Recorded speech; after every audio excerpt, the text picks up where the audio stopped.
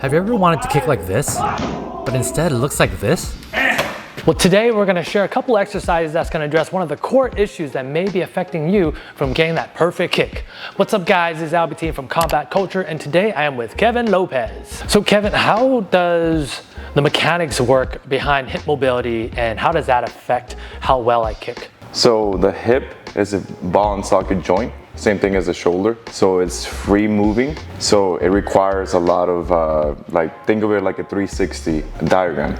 So you're gonna have to have rotation, flexion and extension in order to have the perfect kick. So you have to work on rotation of the hips, you have to work on forward, back movements, also side to side movements in order to produce the whole effect of what the hip does. So it sounds like if I have poor hip mobility, it'll impact my range of motion, probably making it harder for me to get those head kicks. Yes, and you're not gonna be able to produce power even if you get the leg up there. So when it comes to hip mobility, which part of my body am I trying to focus on? So you wanna be focusing your hip flexors, you wanna be focusing your internal rotators, which is part of your adductors, and then you also want to be focusing on your lateral glutes, which they are going to externally rotate your hip.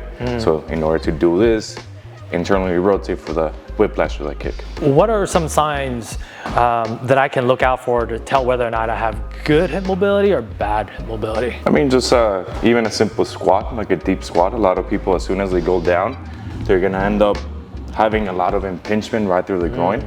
So that means that they're lacking a little bit of that internal rotation of the hips. Like they can't go down. Yeah, so if they start here, they start falling backwards. That's also due to ankle mobility, but if they can sit deep enough without having a lot of pain, discomfort right through the groin, or wrapping into the front of the hip, then that is a clear sign that they're lacking rotation. Same thing as even just trying to do a simple outward rotation like this of the hip. If they're struggling to even stay balanced and do that, because they're having issues with weakness and flexibility. Gotcha. Cool. So let's jump into the exercises then. So this first movement is going to be encompassing rotation of the hips. That's the main issue that a lot of people have, is lacking rotation. So if they can access that rotation, they're never going to be able to turn that kick, right? So from here, we're going to start off with just using a bench, or we can use a couch at home. Make sure to put a little padding on the bottom, just in case you have some issues on the knees, and then we can get going on the movement. So you're gonna be kicking back first, thinking you're gonna be doing a donkey kick. Back, so you really wanna focus on activating that glute as you kick back. Now from here, you're gonna be activating those lateral glutes. We're gonna be going to the side. We're gonna post up like this. So we're gonna end up in a 90-degree position. Now from there, we're gonna be lifting. We're gonna internally rotate the hip. Then we're gonna come back down again. So this is a modified hip car against a bench. Gotcha. Hip car, or car, is a controlled articular rotation. So you're just controlling the active range of your hips. Gotcha. Okay. All right, so you said go down, hands and knees, post, and then we do the donkey kick. Yep. Activate the glute. So try to focus on staying a little more right here, right at 90 degrees. Yep. And I started engaging, opening up. Bring this here. Now, do I want to press down with my knee? You can press slightly to get a little bit of that internal rotation activation. And I feel a little stretch here, right? Yeah, right at the groin. Cool. Then from there, we're going to be lifting up using those external rotators. Yep. We're gonna come back into that internal rotation and then come back down to the reset point. Gotcha. And what's the recommended rep and sets for these? For these, you can go for 2-3 sets of 6 to 8 reps on each leg. For mobility exercises, you don't need a lot of reps, but just focus on doing quality reps, controlled reps, not just going up and down on the bench or each rep. Make sure that you're controlling the motion, because that's what's going to be firing up those muscles that are going to allow you to open up the hip. So nice and controlled, so don't do stuff like this. Don't rush it, right? Yeah, don't rush it. Just really focus on separating each motion of the hip. Going up. So now we go outwards. Side, and onto the bench, and then reset, go up again. And then back to this position, and then back in. rest. Perfect. So slow and controlled is the key. Yes. All right, Kevin, so we got the first exercise and you have another one for me. Yeah, so this is going to be working on the forward and back movement of the hips. So hip flexor, glute, to be doing that extension and flexion of the hips. This is going to be particularly focused on like a teep, but at the same time, you still need to have the axis of extension and flexion in order to do a roundhouse kick as well. So we're gonna be doing like a long split lunge. You can do this either with weights or just by body weight. So this one, we're gonna be in the weights. We're gonna just be stepping forward into a long lunge, really getting deep into that back hip. Yep. We're gonna be driving that back hip until we get that hip flexor stretch. We're gonna be pushing off through the front leg. Okay, so we're gonna be diving down, control that descent, and then we go back up. So from a side angle, it's gonna look like this. We're gonna be going down. See how I'm getting to that big extension? That's gonna be really providing that hip flexor stretch. And then we go back up. There's going to be an active lengthening of that hip. So meaning that I'm using my muscles, I'm activating those muscles to get me into that stretch. Okay, let me give it a try. All right, so. There you go. Oh, I feel it. You feel that engagement in that glute, the right glute, the left hip flexor is stretching, right? Should I come up? Perfect, and then come up. I feel it. Yeah. Okay. So you notice how it's a little bit different than just stretching compared to like activating, right? Yeah, I feel it here. Yes. A lot. Yeah. And then let me try this side. And so when I do these, should I do the same side multiple times or should I alternate? You can alternate, give it the rest a little rest, or right? the leg a little rest. Or if you want to just crank like 6 to 8 reps for like 3 to 4 sets on each side, then you can do that as well. 6 to 8 reps, 3 to 4 each side. Okay. Yeah, with mobility, I usually try to like recommend like 6 to 8 reps. Yeah. Okay. Gotcha. So big step forward, like that. Yep, and then continue driving those hips. You notice that, but make sure that you're not touching the ground, so we're not resting. Now we're gonna come back from there. You don't have to stay too long there. But at least control that position. So we're gonna come down and think of just doing like a 2-second static position. Okay. So big one. Come down, hold. And then back up from there. Boom. Gotcha. And you said I can do this like, maybe if this is too challenging, I could do it. Just free weight, just by your own body weight. Same movement. Okay, so forward, and just hold. Just hold those positions and then come back in. Okay. Yeah, and you notice how like when you're going forward, sure, you're gonna be using that glute a little more to stabilize. And this is just gonna be there as also like as a stability aspect, but the left side or the glute is the one like controlling the position more. On the way back, think of it like one is gonna be pushing, one is gonna be dragging through the floor or pulling yourself up. So the glute is gonna be pushing you back as the hip flexor drags you back. So yeah, it's gonna be working both at the same time. So Kevin, let's just say I wanna work with weights, but I don't have dumbbells, or the dumbbells I have are too heavy. Can I use like a medicine ball or a kettlebell or barbell? Can I use any other kind of weights with this exercise, or dumbbells the best? No, I mean kettlebells are gonna be good. Like even just hugging like a medicine ball or like a sandbag. If you do have good stability, you can do it like with barbell. But if you're struggling with stability and then having something on top of your back, you don't want to be doing that just in case of an injury, right? But other than that, like dumbbells are the way to go, or kettlebells. Just it's gonna allow you to kind of get that effect of pulling you down into that bigger stretch.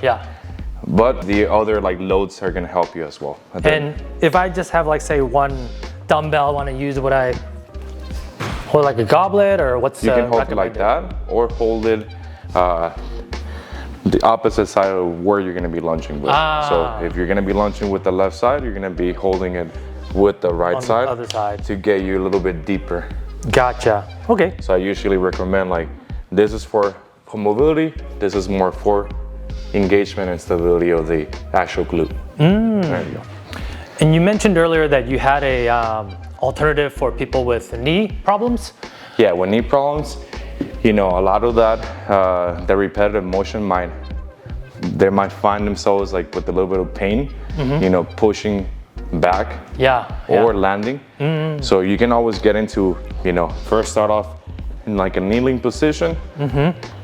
You can like help yourself raise up, come up, and just focus on like staying there for like 10-15 seconds, holding that position. That glute is gonna start burning, that hip flexor is gonna start burning, and even your core by having to stabilize there.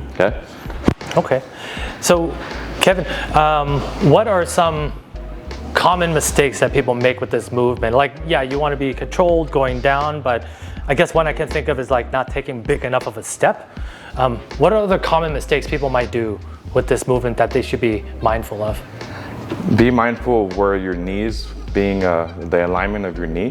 If it's not aligned with your hips and ankles, then it's going to be providing a little bit of that is bad.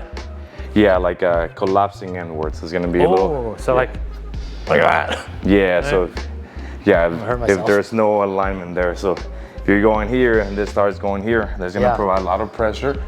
And it can, continue doing a little bit of wear and tear, and maybe continue even to an actual injury. Gotcha. Yeah. Cool. All right. So we got 2 down. So we worked one exercise that's for this movement, it's going out, right? Another one that's going forward and back. What's the third one you got for me, Kevin? So the last one is going to be lateral movement. So we're going to be opening up sideways, basically, right? So it's going to be helping a lot with lateral kicks, or just even that. If you notice, still a roundhouse, still you need that lateral like flexibility as well. This right here, right? Yes. Okay. And so for me, we're going to be either using dumbbell, you can use a plate, you can hug your medicine ball as well. Weight. Yeah, some weight that just kind of allows you to like load that hip a little more. Okay. If you don't have it, it's okay as well. So this one we're gonna be grabbing on like a plate, right, or like a little bowl. With the palm.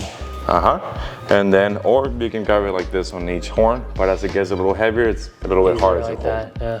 And then I do like just starting in this position first. So I like opening up myself where I'm already like challenged a little bit. I'm already feeling it going slightly. And then a lot of people want to be pointing out like this. Make sure that those toes try to stay pointed forward. And same thing like we did on the last video. I want my knee to be pointing out, or at least aligned with my ankle and my hip. So I'm not driving inwards like this.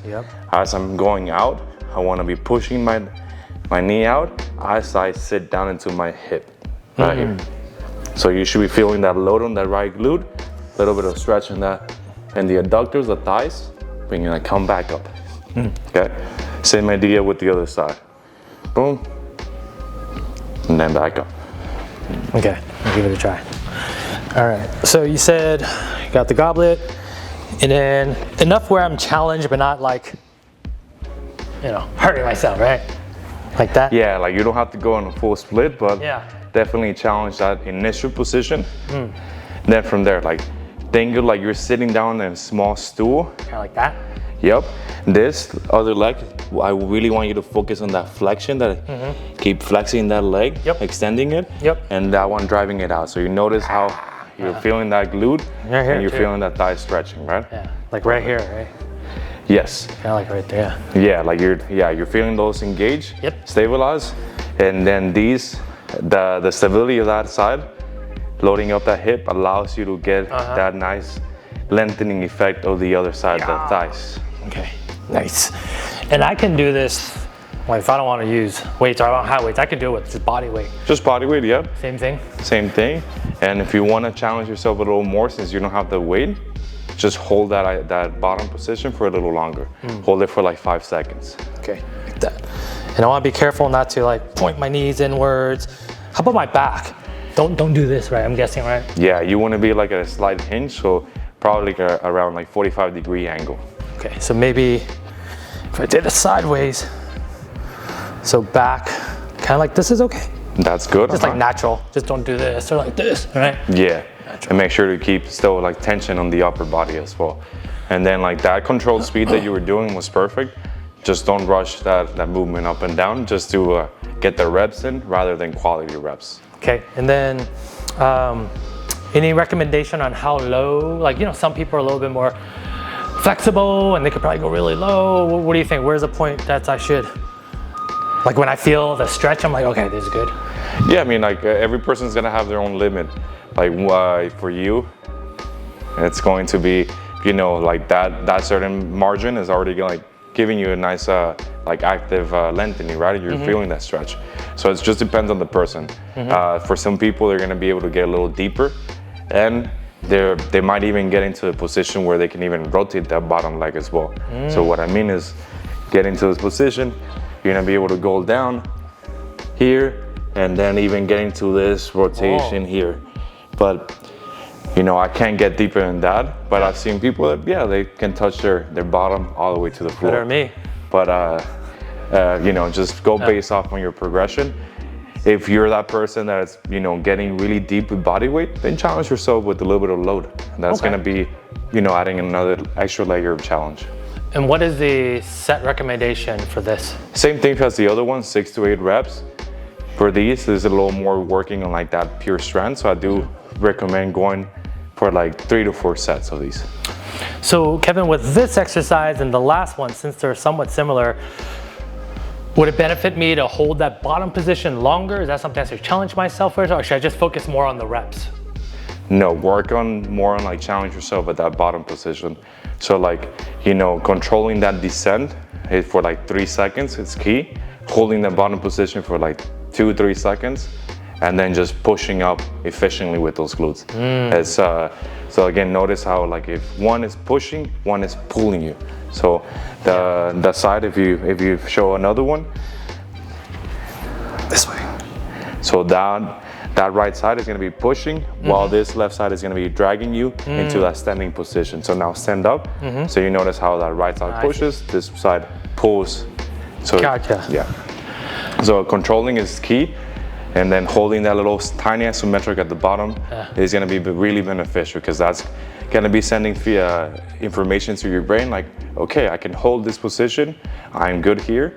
Then you can start progressing that mobility even further. These don't look hard, but I did like 4 and I'm dying, and me and Kevin are sweating. Right? These are hard. All right, guys, so a little bit of Q&A. We got some questions from some of our viewers, and I'm gonna ask Kevin right now. So the first one is, with these exercises, should I include them in my leg day? Should I do them separately? What's your recommendation? Yeah, I mean, it just depends on what you're gonna be doing. If you're gonna be doing like a heavy leg day that you already had like planned, then that's totally fine. But make sure that you're still focusing slightly on some type of mobility, either at the beginning or at the end of your training day.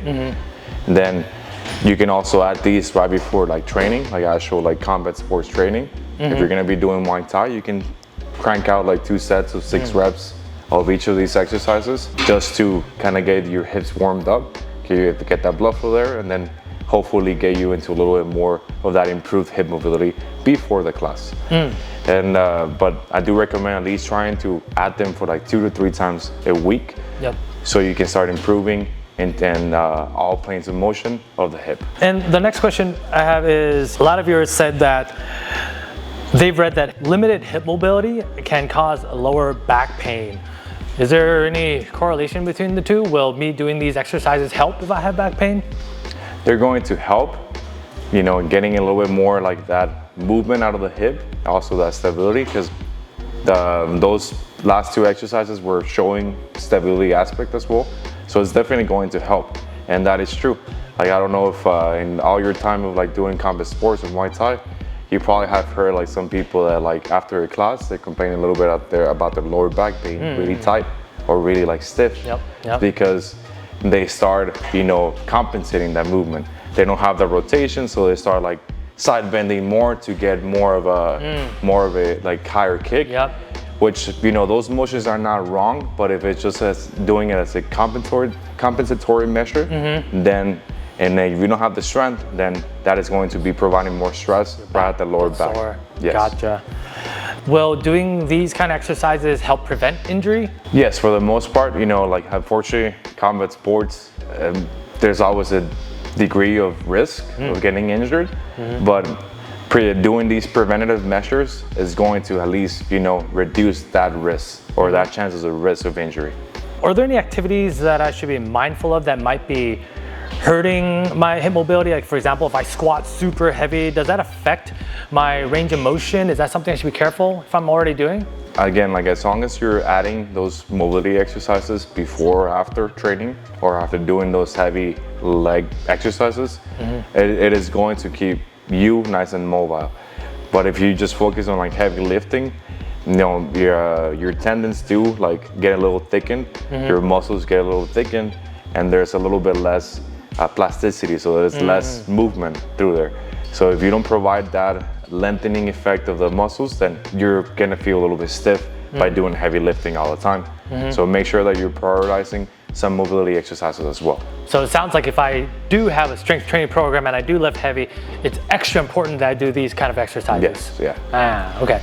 And then the next question is, you know, for the older viewers, including myself, is how much does age affect mobility? Is that something that I just need to accept that as I get older, you know, my expectations should, you know, reflect that? Unfortunately, like as we age, we are gonna lose certain patterns of movement.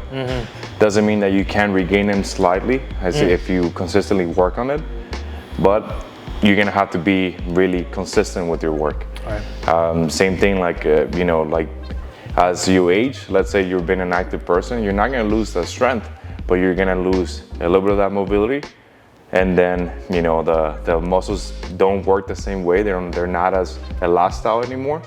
So you are gonna lose that, but doesn't mean that you can work on it and slightly improve as you get older as well. And the last question, Kevin, the big one is there a difference between mobility and flexibility? Yes, and then that's when, going back to the last question too, you know, working, like flexibility is just having range of motion of that certain muscle group.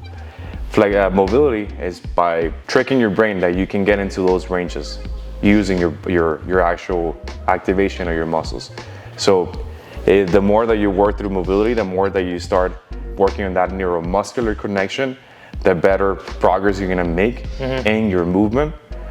Same thing as you age, sure, you might start losing that mobility, but that neuromuscular connection still stays there. And we can start improving that mobility if you start working more on, like, you know, getting your body used to those positions little by little. So it starts sending feedback back to the brain. Okay, like I can do this, it's okay. When you feel like some tightness, when you feel a little bit of that discomfort in stretching, it's because your body, your brain is not used to that feeling, that overstretched feeling, and it's about getting them used to it again. So kind of like a brain hack. Yes. Very cool. All right, hopefully you guys enjoyed the video. I want to thank Warriors Nation and Kevin for being in the video today. Kevin, where can people find you? On Instagram, Kevin Lopez 93. We'll be back with more video with Kevin. We are gonna do a video that is gonna talk about different ways to improve your power and your speed. And then another video that's gonna help you with your balance. All right, but until then, keep training, stay healthy, and be safe. We'll see you guys in the next one.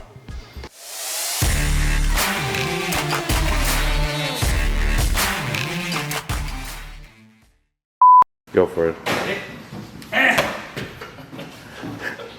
Could be worse. I mean, that was pretty bad.